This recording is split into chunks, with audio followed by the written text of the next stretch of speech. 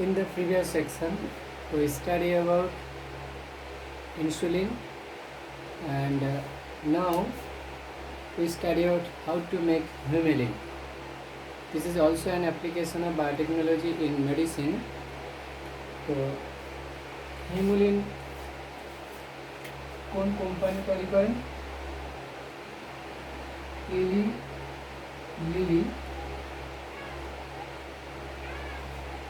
এটা একটা American company first হিমুলিন production করেন। এটা তৈরি করেছিলেন কোন কোন অর্গানিজমকে দিয়ে? হিউম্যান ইনসুলিন জিন, হিউম্যান ইনসুলিন জিন প্লাস ইকোলাই। হিউম্যান ইনসুলিন জিনকে আরডিএনএ টেকনোলজির সাহায্যে ইকোলাই দিয়ে প্রবেশ করিয়ে কি তৈরি করেছিলেন? হিমুলিন তৈরি করেছিলেন। এটা কত সালে?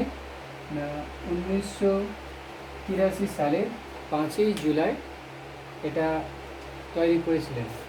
এলি লিলি বলে একটা আমেরিকান কোম্পানি ফার্স্ট হিমুলিন প্রোডাকশন করেন। এখানে দেখো হিউম্যান ইনসুলিন জিনের কি নেওয়া হয়েছিল, অর্থাৎ isolation of gene of chain A and chain B, অর্থাৎ A পলিপেপটাইড চেন সিনথেসাইজ করার জন্য জিন A কে নেওয়া হয়েছিল এবং B পলিপেপটাইড চেন সিনথেসাইজ করার জন্য জিন B নেওয়া হয়েছিল এবং আলাদা আলাদা করে ইকোলাই দিয়ে প্রবেশ করিয়ে A চেন এবং B চেন পলিপেপটাইড তৈরি করেছিলেন এবং তাদের মধ্যে ডাইসালফাইড বন্ড গঠনের মাধ্যমে ম্যাচিউর ইনসুলিন তৈরি করেছিলেন। তাহলে এই কোম্পানিটা হিউম্যানের কোন কোন জিন নিয়েছিলেন? জিন A, জিন B, they অর্থাৎ not used,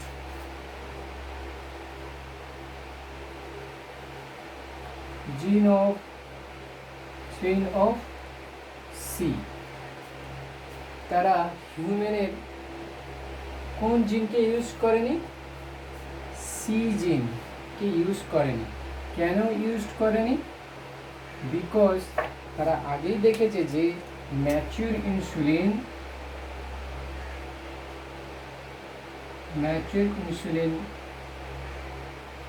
lack of chain C, mature ইনসুলিনের মধ্যে সি চেন ছিল না বলে তারা জিন সিকে তারা আইসোলেট করেনি। অর্থাৎ এটা যদি হিউম্যানের বিটা সেল হয়, বিটা সেলের মধ্যে এরকম ক্রোমোজোম আছে, সাপোজ দিস ইজ ইনসুলিন জিন। কততম অটোজোমে থাকে? 11 অটোজোমে থাকে। এই 11 অটোজোমের থেকে কোন কোন জিন নিয়েছিলেন? জিন A এবং জিন B, নট জিন C। ভালো করে মনে রাখি, isolation of gene of chain A and isolation of gene of chain B, not gene C। এই জিন দুটোকে নিয়ে রিকম্বিনেন্ট ডিএনএ টেকনোলজির সাহায্যে ইকোলাই দিয়ে প্রবেশ করিয়ে হিউমুলিন প্রোডাকশন করানো হয়েছিল। এই হিউমুলিন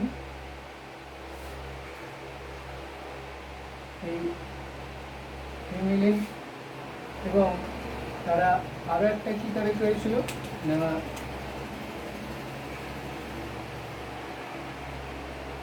হিউমালগ, এও রিকম্বিনেন্ট ডিএনএ টেকনোলজি আছে ইকোলাইয়ের সাহায্যে তৈরি করেছিল। What is the difference between Humulin and হিউমালগ?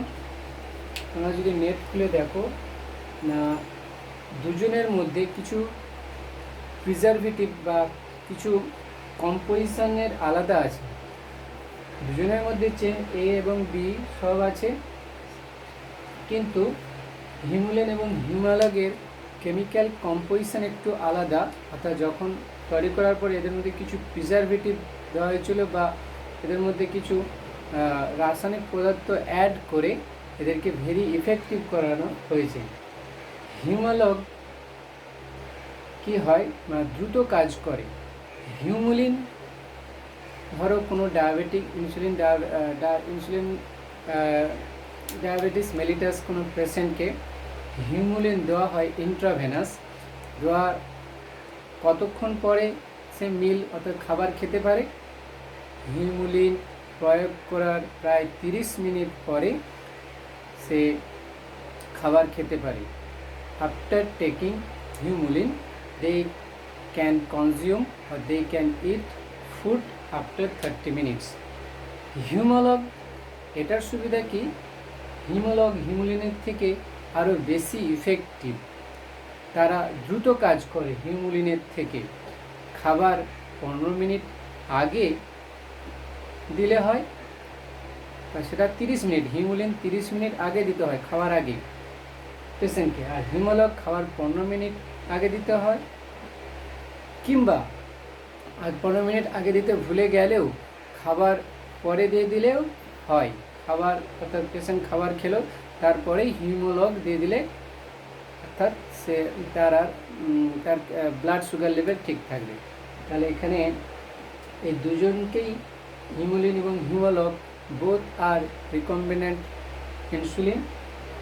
দুজনের ফাংশানটা একটু সেম, কিন্তু র্যাপিড দ্রুত কাজ করে কে? হিমোলগ। এদের মধ্যে কিছু কেমিক্যাল কম্পোজিশন আলাদা আছে, অর্থাৎ আর্টিফিশিয়াল কিছু কেমিক্যাল অ্যাড করা থাকে হিমোলগ এবং হিমুলিনের মধ্যে। হিমোলগ ইজ মোর এফেক্টিভ, একে খাওয়ার 15 মিনিট আগে বা খাবার শেষেই দিলে এটা ইমিডিয়েট কাজ করতে পারে, কিন্তু হিমুলিনকে পেশেন্টকে দেওয়া হয় খাওয়ার 30 মিনিট আগে, 30 মিনিট আগে দেওয়া হয়। এই হিমোলগটা ভারতের একটা কোম্পানি আছে র্যামবক্সি, এটা তৈরি করেছে। ইলি লিলি আমেরিকান কোম্পানি, এর পেটেন্ট আছে। এই পেটেন্টটাকে দিয়েছে কাকে? র্যামবক্সি। ভারতের সম্ভবত র্যামবক্সি কি র্যামবক্সি হবে, র্যামবক্সি নয়, র্যামবক্স এরকম একটা কিছু কোম্পানি এই হিমোলগ তৈরি করে ভারতে। হিমুলিন এবং হিমোলগের পেটেন্ট কার কাছে আছে? ইলি লিলি নামক আমেরিকার কোম্পানির কাছে। তো কীভাবে তৈরি করা হয়, কীভাবে তৈরি করেছিল ইলি লিলি আমেরিকান কোম্পানিটা, এরপরে আমরা ডায়াগ্রামেটিক রিপ্রেজেন্টেশনের মাধ্যমে চেক করব। So steps of Humulin production. First, isolation of gene of chain A from beta cell. হিমুলিন যে বিটা সেলে ছিল, বিটা সেল থেকে জিন এটাকে আইসোলেট করা হলো। ধরিলাম দিস ইজ জিন এ। এরপরে কি নেওয়া হয় না, একটা ক্লোনিং ভেক্টর নেওয়া হয়। ক্লোনিং ভেক্টর উদাহরণ কি? PBR322 নামক একটা ক্লোনিং ভেক্টর নেওয়া হলো। আর ই দিয়ে ট্রিটমেন্ট, রেস্ট্রিকশন, এন্ডোনিউক্লিয়েজ এনজাইম দিয়ে দুজনকে ট্রিট করা হবে। তারপরে কি হবে? কাট স্টিকিয়েন তৈরি হবে। তারপরে কি করা হবে? DNA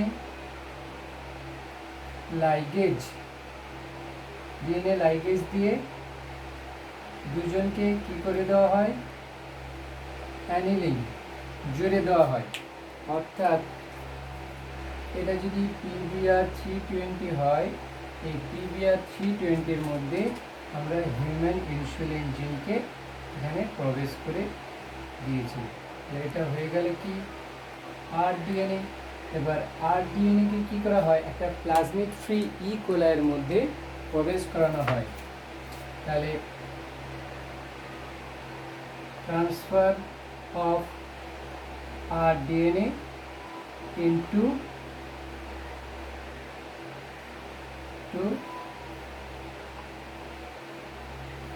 plasmid free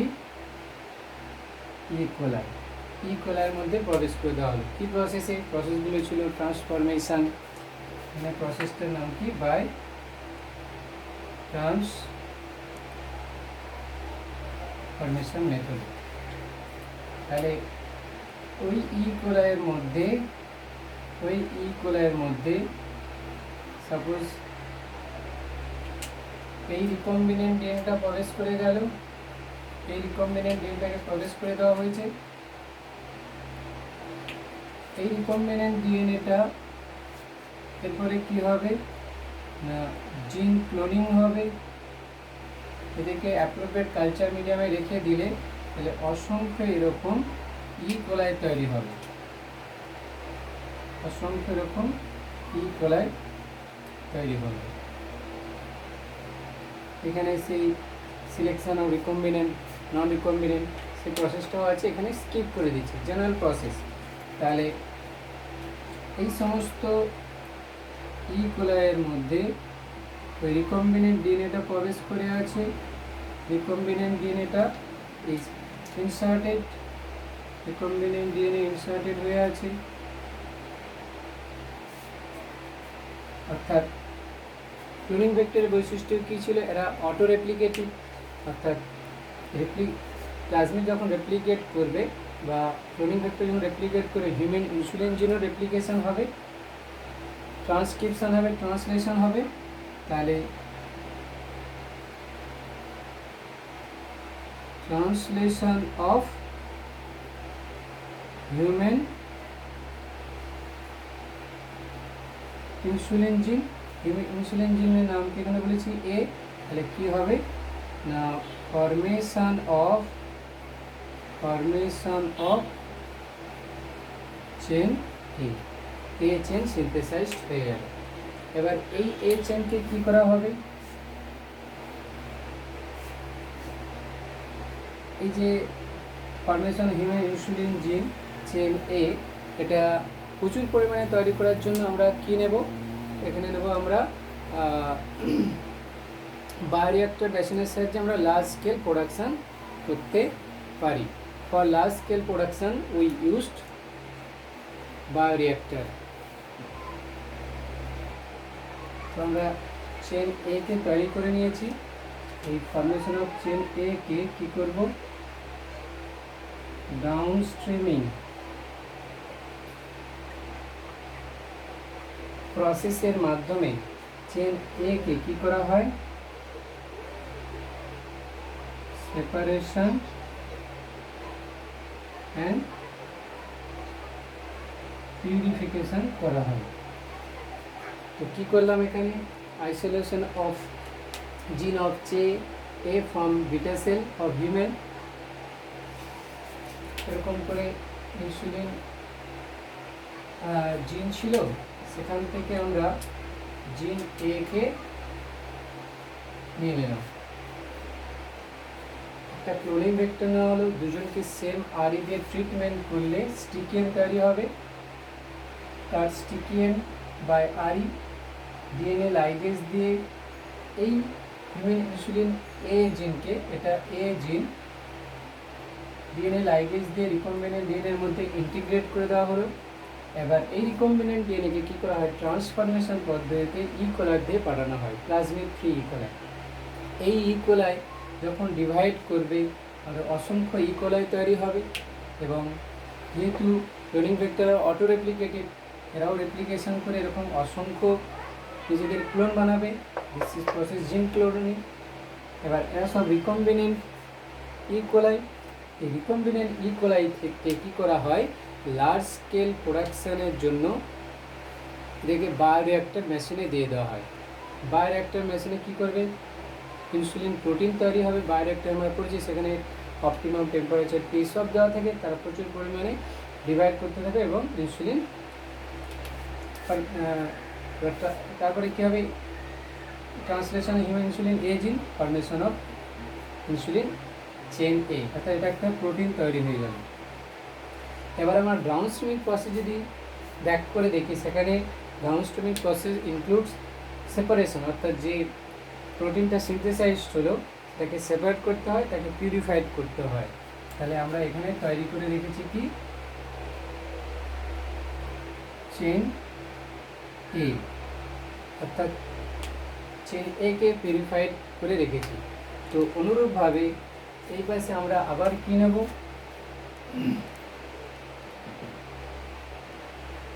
isolation of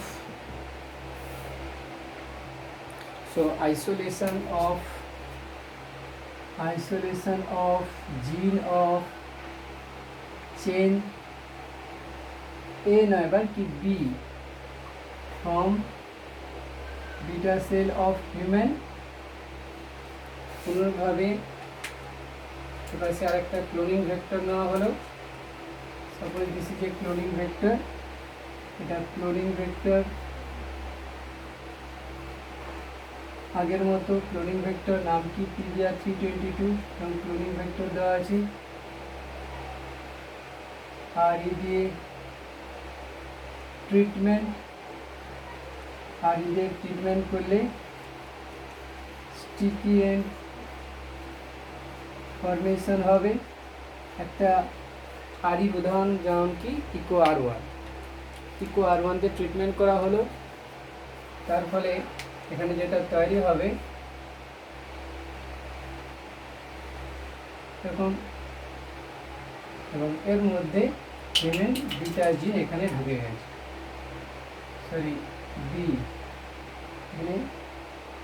B chain জিন ইন্টিগ্রেট, এটা হয়ে গেলে কি RDNA.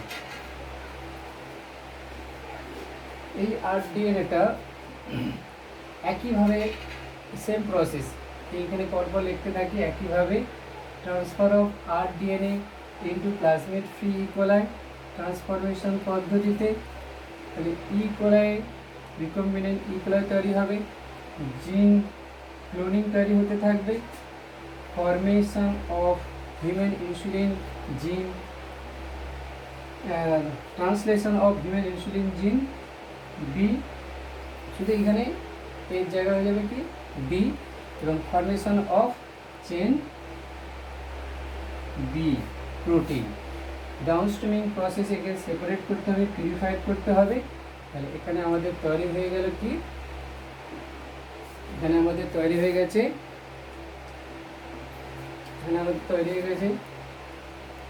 Chain B, chain B, এটা চেন এ। এখানে আমরা কেন সি চেন সিনথেসাইজ করি না, কারণ সি চেন ন্যাচুরাল ইনসুলিনে থাকে না। এরপরে কি করা হয়, এদের মধ্যে ক্রিয়েটিং বন্ড, এবং বন্ড গঠনের মাধ্যমে দে আর কম্বাইন, তাদেরকে সংযুক্ত করা হয়, ক্রিয়েটিং বন্ড দে আর কম্বাইন। এটা হয়ে গেল কি আমাদের ম্যাচিওর হিউমুলিন। কেন নামকরণ করা হয়েছে, হিউম্যানের ইনসুলিন জিনকে নিয়ে কাজ করা হয়েছে, নাম ওই জন্য হিউমুলিন। তো আমাদের এইচএস এরকম আসে হিউমুলিন কীভাবে তৈরি করা হয়, তাহলে এইরকম স্টেপসগুলো লিখলে 3 থেকে 4 নম্বর আসে। হাউ টু ক্রিয়েট বা রিকম্বিনেন্ট ডিএনএ টেকনোলজির সাহায্যে কীভাবে হিউমুলিন প্রোডাকশন করানো হয়।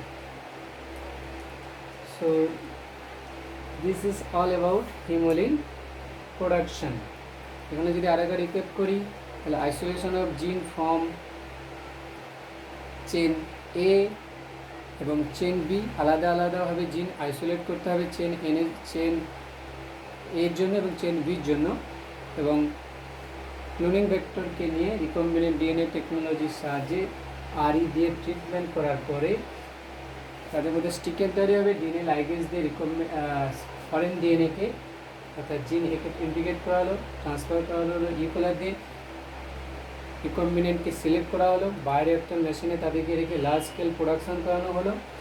সেখানে কী হবে, চেন এ ফর্ম হবে প্রোটিন, ডাউনস্ট্রিমিং প্রসেসে সেটা সেপারেট করতে বেরিয়ে হয়ে গেছে। অন্যভাবে একই প্রসেসে এই প্রসেসগুলো শুধুমাত্র চেন বিকে সিনথেসাইজ করা হলো, তাদেরকে পিউরিফাইড করা হলো, সেপারেশন পিউরিফিকেশন, এবং by creating bond formation they are combined, দুটোকে অ্যাড করে দেওয়া হলো, দিয়ে তৈরি হলো কি mature insulin. So this is the process of Humulin production.